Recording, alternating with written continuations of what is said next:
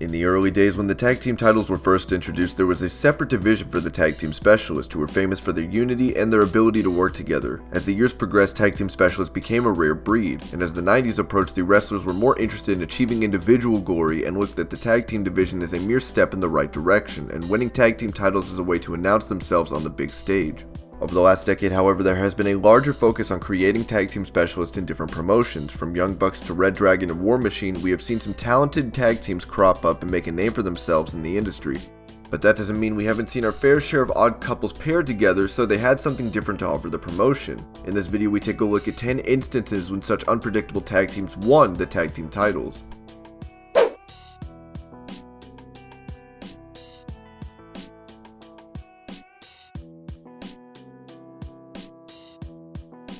We start off this list with the former Raw Tag Team Champions Bo Dallas and Curtis Axel. Come on.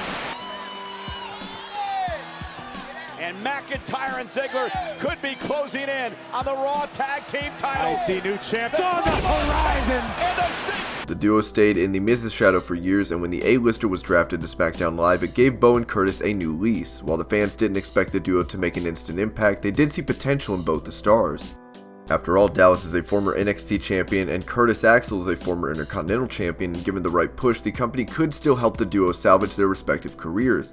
However, Curtis and Bo shocked the WWE fans when they won the tag team titles from Bray Wyatt and Matt Hardy. Wyatt and Hardy were expected to have a long, meaningful run with the titles, but Matt suffered what is now being considered a career-ending injury, and the WWE management decided to put the titles on Dallas and Axel.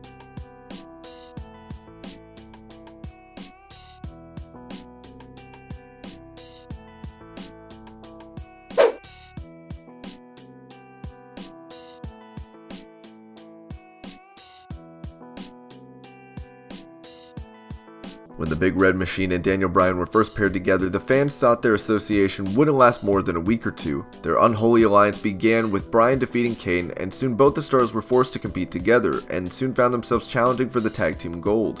The fans began to appreciate their chemistry as the two former world champions became the most entertaining act in the organization. Bryan and Kane then won the tag team titles. While the fans didn't expect to see the duo win the titles, they weren't about to complain, as they thoroughly enjoyed the bickering between the two stars. In the end, the unlikely partnership resulted in Bryan becoming one of the most popular stars in 2013, and he soon started chasing the WWE World Heavyweight title and became the new People's Champion.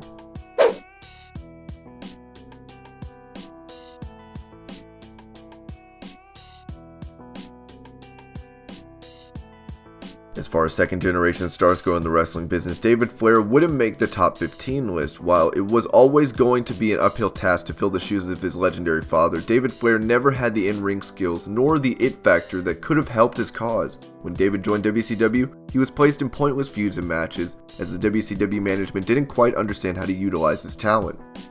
In 2000, David would be paired with Crowbar, and the duo immediately challenged for the WCW Tag Team titles. It came at a time when WCW stars understood that the company wouldn't be in business for much longer, and were either jumping ships to WWE, or were trying to make the most of their opportunities and cash out before the company sank to the bottom.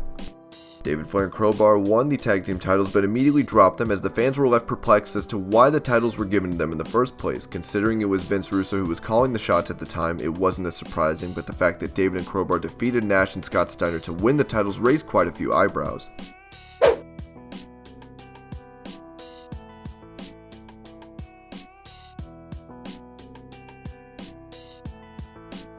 When we talk about oddball couples, we have to mention Tajiri and William Regal. When Regal served as the then WWF commissioner, Tajiri served as his assistant, and the duo were often involved in numerous skits, which saw Tajiri angering his boss, and Regal often retaliated violently.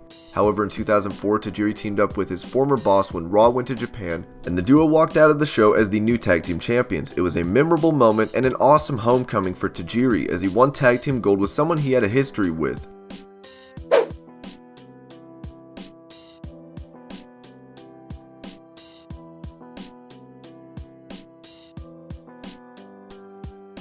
The Rock was on his way to become one of the biggest stars in recent memory during the Attitude Era. While The Undertaker had firmly established himself as one of the greatest stars in WWE history, the Brahma Bull and the Demon of Death Valley were never friends, and more often than not were seen going at each other's throats.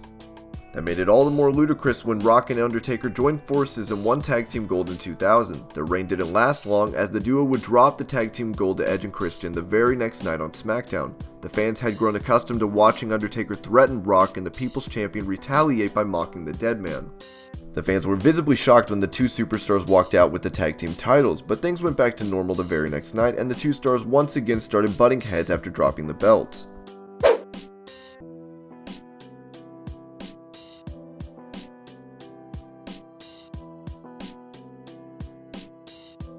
John Cena will go down as one of the greatest WWE stars of all time, and he carried the company on his shoulders for over a decade, so there's that. Cena, however, could never play nice with his peers, and his association with other stars never lasted longer than a week or two.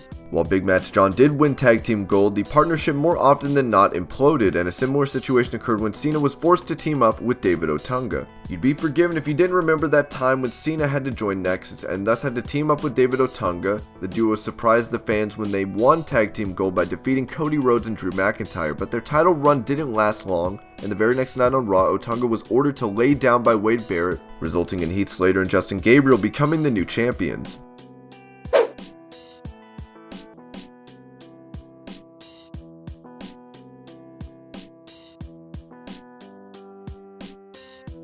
By 2000, Triple H had already established himself as one of the main stars in the company. While Steve Austin's popularity peaked, the next year, however, saw Austin turning to the dark side and joining forces with Vince McMahon and his allies. This resulted in Triple H and Austin teaming up to face the Brothers of Destruction, but there was more than just the tag team gold up for grabs.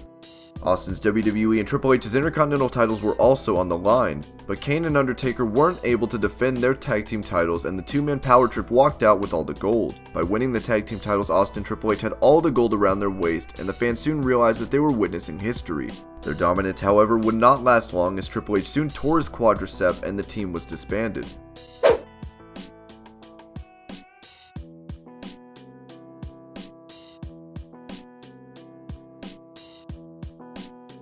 In 2008, the fans wanted to see a showdown between Cena and Batista. Both stars found themselves at the top of the mountain almost at the same time and were embroiled in a battle for supremacy. Before their scheduled match at SummerSlam, however, Cena and Batista were booked to take on Cody Rhodes and Ted DiBiase Jr. for the tag team titles. The fans were left in awe when the duo managed to win the tag team gold. While everyone expected to see their team implode, Cena and Batista walked out of Raw as the new tag team champions. They had to defend the titles the very next week, however, and as everyone had earlier predicted, they eventually turned on each other, resulting in DiBiase and Cody walking out the tag team champions.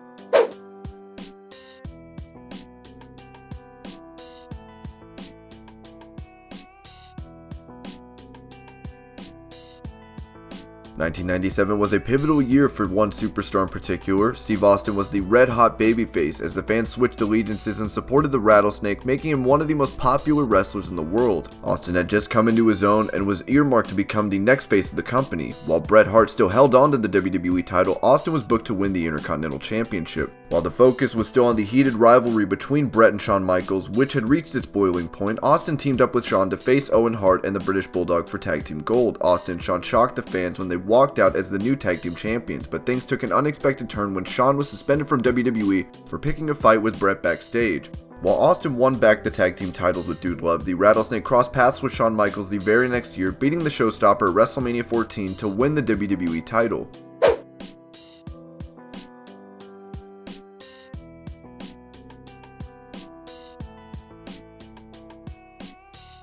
When Bret Hart and Bill Goldberg are mentioned in the same breath, it is often to discuss how Goldberg ended Bret's career, but very few people remember the fact that Bret and Goldberg were tag team champions at one point in WCW and also completed Triple Crown at the same time when they won the tag team gold.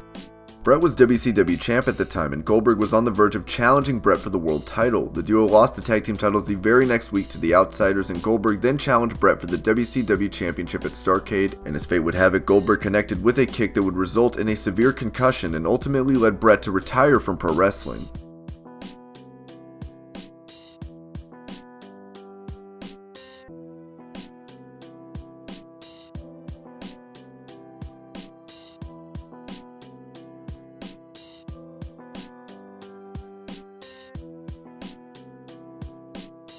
And these are 10 times Unexpected tag teams won the tag team titles. I hope you're all having an amazing day. Thank you so much for watching Wrestling Hub, and I'll see you later with more wrestling videos.